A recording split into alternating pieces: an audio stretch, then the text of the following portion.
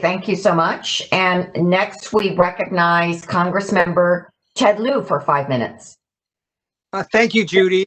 I want to thank Chairwoman Chu and Joaquin Castro, Karen Bass, and Deb Howland for co-hosting this terrific event. Thank you, Zach, for your courage, your actions, lives, and that's something you're going to carry with the rest of your life, and you should be commended for that, and we all owe you a debt of gratitude. In terms of what we're seeing today, it is not that different from what's happened to Asian Americans in our country's history. When there has been fear and other events that have caused fear among the American people, there's a tendency to then scapegoat minorities. So we've had, for example, the whole yellow peril hysteria. We had the Chinese Exclusion Act. We had the of Japanese Americans, the murder of Vincent Chen. And now we have people committing hate crime incidents against Asian Americans out of this bizarre view that somehow Asians are spreading COVID-19. So my first question is to Ms. Kulkarni. As of today, how many hate incidents and hate crimes have you tracked, and what obstacles are there to people reporting such incidents?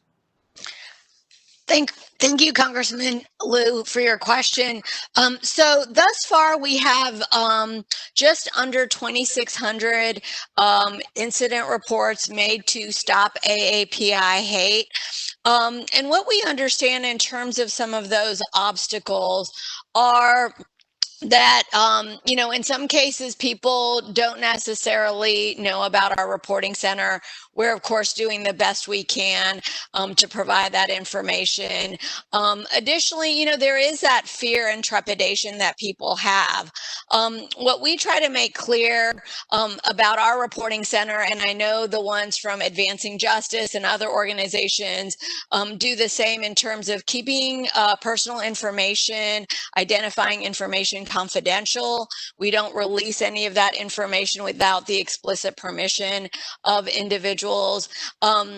And so we really are encouraging folks to, as much as possible, report to us, because it's so critical in developing policy solutions, working with elected officials such as yourself, and also developing needed resources. So it's only when we know and understand the data, and we have 5 to 10 researchers on this at all times, looking at various trends and patterns.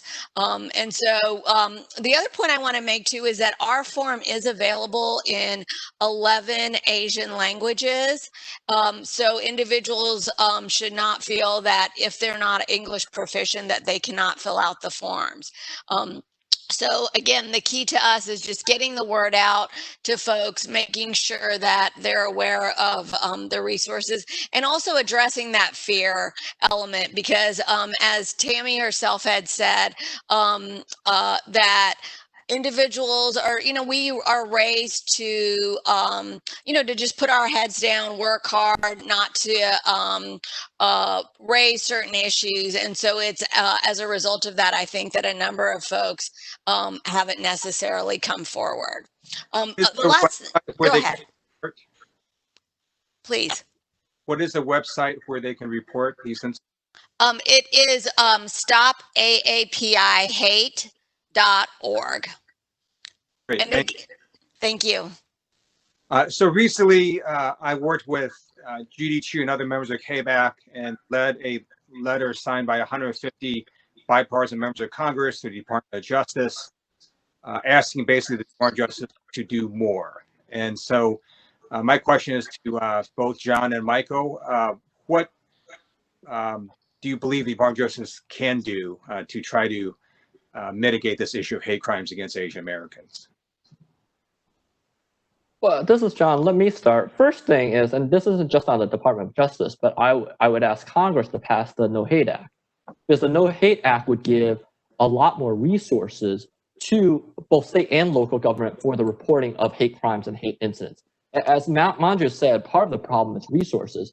For organization and other organizations like ours, we're just limited in terms of how much reach we can get out into the community about the resources that are available, about the need to report. But if through the No Hate Act, among other things, that would allow the federal government to give grants to state and local governments so that they can establish hotlines, they can establish locally trained officers, not to say that law enforcement is the only solution, but locally trained people to gather this data, because this data is what's going to drive good solutions. So that's number one. Number two, on the DOJ side, specifically, even without the legislation, it is to be more transparent in their reporting. Frankly, with this DOJ, it has been very, very hard to engage with respect to sort of what they are actually seeing other than broad statements. So as to push them, they say that they are making this a priority. We don't understand yet what that means. We don't understand what resources they actually are devoting to this being a priority for them. So other than their statements, we need to have more transparency there. I would agree with that, with what John just said.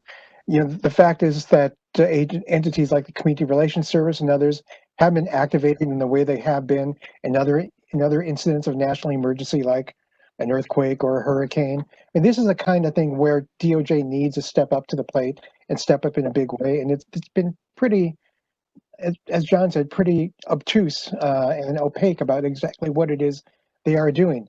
I mean, hate crimes data is great, but a lot of what's going on is not just hate crimes, but just anti-bias, just plain out discrimination that doesn't rise to the level of a hate crime for the purpose of data collection, which is why the No Hate Act is important to get through. I would also just note that, in terms of the federal government, there's one big entity that is really not paying attention to anything that we have said, but certainly a lot of what people here have said, and that's the executive office of the president. You just cannot keep on repeating every press conference Chinese flu and expect it not to have some kind of damaging impact on people's perception of Asian Americans. Thank you.